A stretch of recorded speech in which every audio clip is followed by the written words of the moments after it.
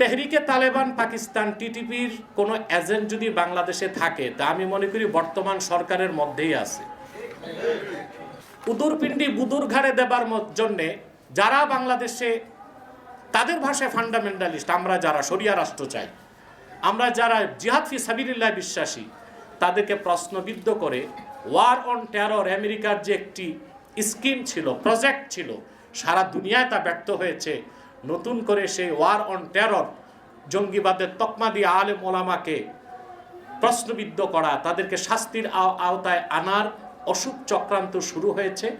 বাংলাদেশে গৃহযুদ্ধ করাবে আমেরিকা, সেটার ক্ষেত্র প্রস্তুত করার জন্য। কারণ বাংলাদেশে আসতে হলে গ্রাউন্ড তৈরি করতে হবে।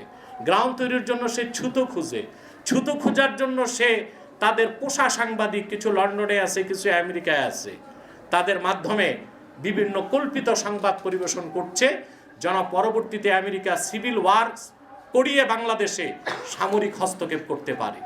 কারণ আমেরিকার পশ্চিমাদের দীর্ঘদিনের এজেন্ডা হচ্ছে বাংলাদেশে একটা খ্রিস্টান স্টেট তারা বানাবে। পার্বত্য চট্টগ্রাম, ভারতের মিজোরাম এবং মায়ানমারের আরাকান, এই তিনটা জোন নিয়ে একটি খ্রিস্টান স্টেট তারা বানাবে। খাতায় কলমে খ্রিস্টান স্টেট চালাবে ইহুদিরা।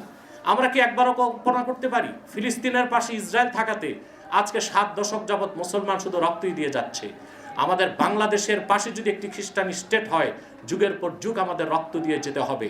বর্তমান সরকার সব কিছু বুঝেও নিশ্চুপ হয়ে বসে আছে, এবং যারা মাঠে রাজনীতি করছে, পাওয়ার পলিটিক্স করছে, তারা তাদের পলিটিক্যাল ফাদার, রাজনৈতিক আব্বা আমেরিকার প্রেসিডেন্টকে খেপাতে চায় না শুধু ক্ষমতায় যাবার জন্য।